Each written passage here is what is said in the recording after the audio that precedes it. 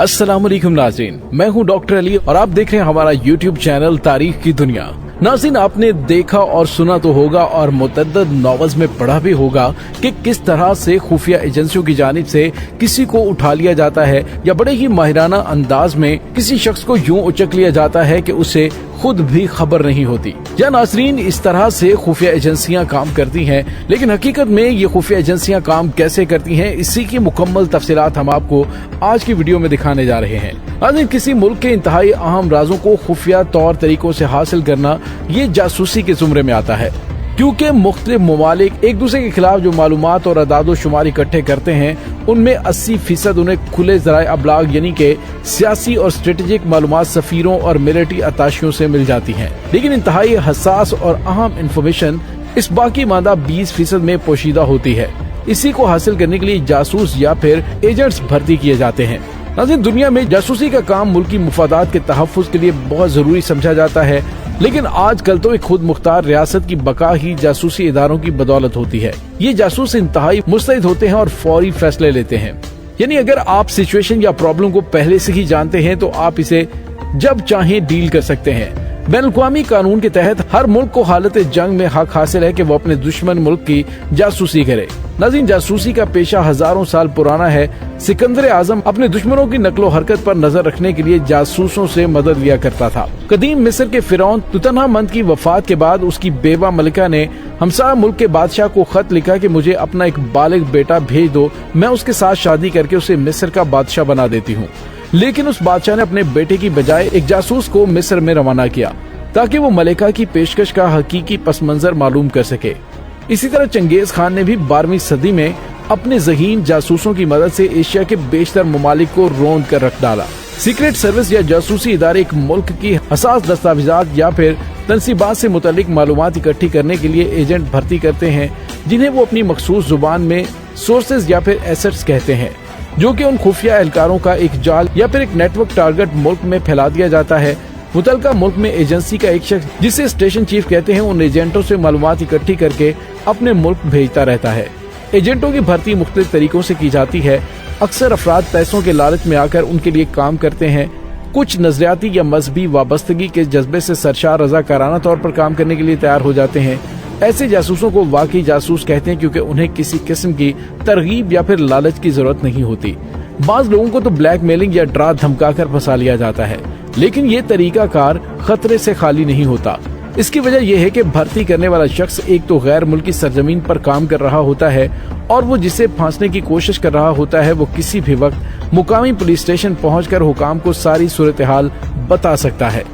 जासूस अमूमन मुख्तलिफ भेस बदलते हैं और टारगेट मुल्क में ताजिर, सहाफी या सफारतकार की हैसियत से खुफिया सरगर्मियों में मसरूफ रहते हैं। एक सफारतकार अगर जासूसी करते हुए पकड़ा जाए तो उसे सफारती प्रोटोकॉल्स की वजह से गिरफ्तार तो नहीं किया जा सकता, लेकिन उसे मुतलका मुल्क नापसंदीदा शख्स करार देकर मुल्क से निकल जाने का हुक्म देता है।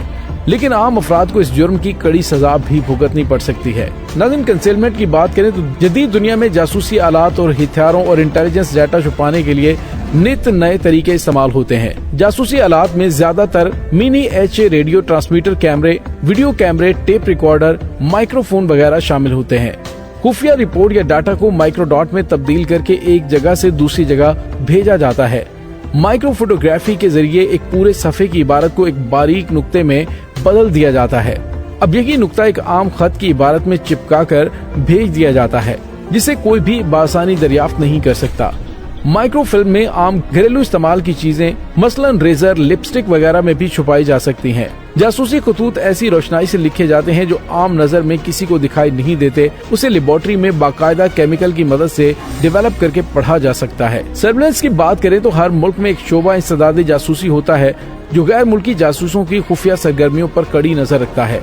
उन्हें पता नहीं होता कि कोई उनकी मुसलसल निगरानी कर रहा है और बिलाकर पकड़े जाते हैं। और नाज़रीन, अगर किसी को जासूस के ठिकाने का पता चल जाता है तो उसके बेडरूम में खुफिया आलात नस्ब कर देते हैं, जिसमें ऐसे नन्हे मुन्ने कैमरे होते हैं जो कि घुप अंधेरे में भी तस्वीर उतार लेते हैं। इनमें इंफ्रारेड लाइट होती हैं जो किसी को नजर नहीं आती। इंफ्रारेड स्नाइपर स्कोप जो कि अमेरिका ने वियतनाम की जंग में इस्तेमाल किए थे, इसकी मदद से अंधेरे में बासानी देखा जा सकता है। कोड साइफर की बात करें तो खुफिया मुरासलों और इत्तलात के लिए जासूस कोड्स और साइफर्स इस्तेमाल करते हैं। और नाज़रीन, वो खुफिया पैगामात में आम अल्फाज की जगह हिंद से इश्काल या फिर उल्टे अल्फाबेट इस्तेमाल करते हैं, जो दिखने में बेमानी तहरीर मालूम होती है और किसी दूसरे शख्स की समझ से बालातर होती है। उस कोड को बआसानी तोड़ा नहीं जा सकता। कोड या साइफर को तोड़ने के लिए मुतल्लिका एजेंसियों के पास बाकायदा ट्रेनिंग होती है और बाकायदा कोड्स होते हैं, और कोड्स को पढ़ने या तोड़ने के अमल को जासूसी की इस्तिलाह में डिसाइफरिंग या फिर डिक्रिप्शन कहते हैं। ये अमल जदीद दौर में कंप्यूटर से किया जाता है। नाज़रीन, इसके बाद बात करेंगे इंटरसेप्शन और कोड ब्रेकिंग की। जैसा कि साइफर खुफिया पैगामात को पेचीदा और पुरअसरार बनाता है, अगर ये चीज दुश्मन के हाथ लगती है, पढ़ने से पहले इससे मुतल्लिका मालूमात दरियाफ्त करने की कोशिश करता है। ऐसे काम के लिए इंटेलिजेंस एजेंसियां ऐसे अशखास को भर्ती करती हैं जिन्हें कोड ब्रेकर या फिर करप्ट एनालिस्ट कहते हैं। दूसरी जंग अजीम में बरतानवी सीक्रेट सर्विस ने जर्मनी के पकड़े गए खुफिया पैगामात को तोड़ने के लिए 5000 कोड ब्रेकर भर्ती किए थे, जो रोजाना 2000 कोड्स को डिकोड करते थे। नाज़रीन, 1941 में अमरीकी साइफर एक्सपर्ट्स जापान के खुफिया पैगाम का कोड फाश करने में कामयाब हो गए थे, जिसमें एक अमरीकी बहरी अड्डे पर हमले का जिक्र किया गया था, मगर वो अड्डे का नाम और हमले की सही तारीख और वक्त मालूम न कर सके और फिर उन्हें जापानी 7 दिसंबर को पर्ल हार्बर पर अचानक हमला करके तबाह कर दिया गया था, जिसमें 2300 अमरीकी हलाक हुए थे और यूं अमेरिका को मजबूरन दूसरी जंग अजीम में शामिल होना पड़ा था। कोड ब्रेकिंग के फन में हर्बर्ट ऑब्स्टन का नाम पहली जंग अजीम में बेहद मशहूर हुआ था। उसने पहली जंग अजीम में अमरीकियों के लिए काम किया। गैर मुल्की इंटेलिजेंस मवाद पढ़ने के लिए उसने यूएस आर्मी में एक शोबा ब्लैक चैम्बर के नाम से कायम किया था।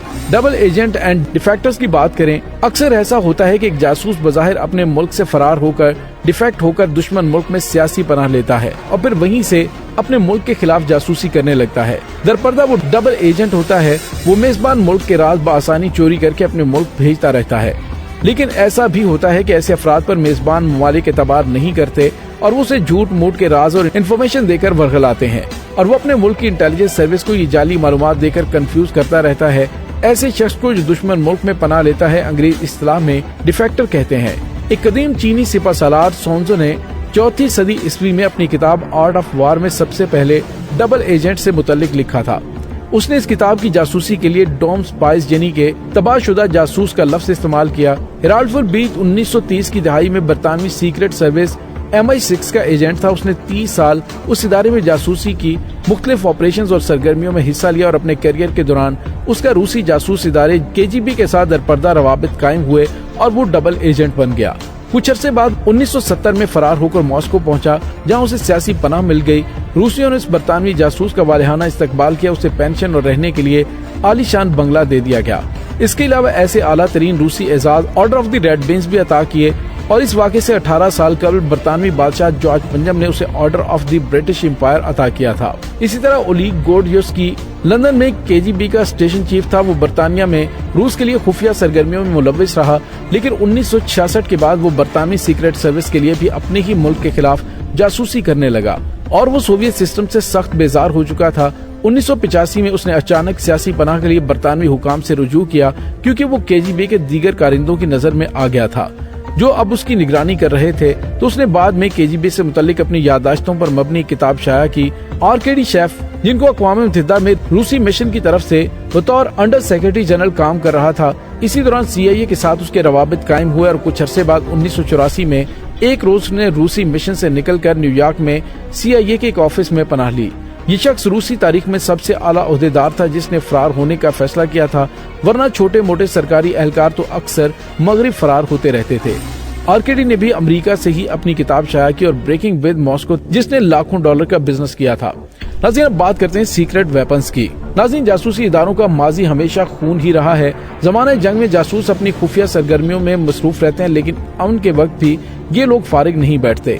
ये लोग अपने मुल्क के मुखालिफिन की कत्लो गारतगरी करते रहते हैं। खास तौर पर सर्द जंग के खात्मे के बाद वार्सा पैक्ट और नाटो के मुआलिक एक दूसरे के अहम सियासी लीडरों को खुफिया हथियारों से कत्ल करने लगे।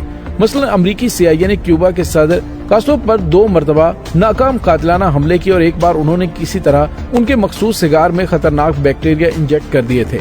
दूसरी मरतबा जब वो समुद्र में तैराकी कर रहा था तो रबड़ के एक ट्यूब में ताकतवर बॉम्ब नस्ब करके उसकी तरफ बहा दिया गया, जो उसके साथ टकराते टकराते रह गया, वरना उसके परखचे उड़ जाने थे। इसी तरह बल्गारिया का एक सियासी शख्स बरतानिया फरार हो गया, जिसका नाम जॉर्जी मार्कोफ था। उसने एक बार BBC से अपने मुल्क की क़यादत पर सख्त तनकीद की थी तो बल्गारिया की सीक्रेट सर्विस ने उसे ठिकाने लगा दिया। वो 1978 में लंदन में एक छतरी खोले तेजी से एक गली में गायब हो गया। मोरो को फौरन हॉस्पिटल पहुंचाया गया। वो 3 दिन बुखार में मुब्तला रहने के बाद मर गया।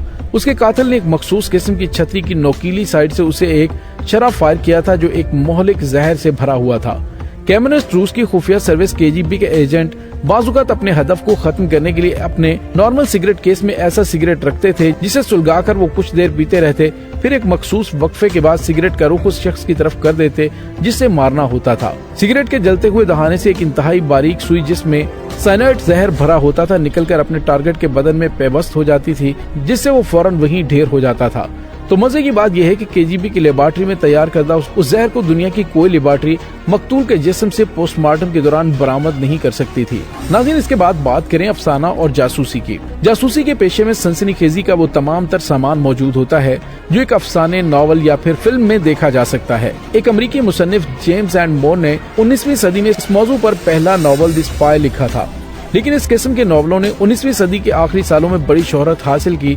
दुनिया के चंद बेहतरीन मुसन्निफ बजाते खुद जासूसी के पेशे से मुंसलिक रह चुके हैं। मसलन मशहूर जमाना फिल्मी किरदार जेम्स बॉन्ड के खालिक अयान फ्लेमिंग दूसरी जंग अजीम के दौरान बरतानवी नेवल एजेंसी के लिए काम करते थे। जॉन ले कैरी, जो कि मुतअद्दिद आलमी शोहरत याफ्ता जासूसी नावल का मुसन्निफ है, बरतानवी जासूसी इदारा MI5 और MI6 में मुलाजमत कर चुका है।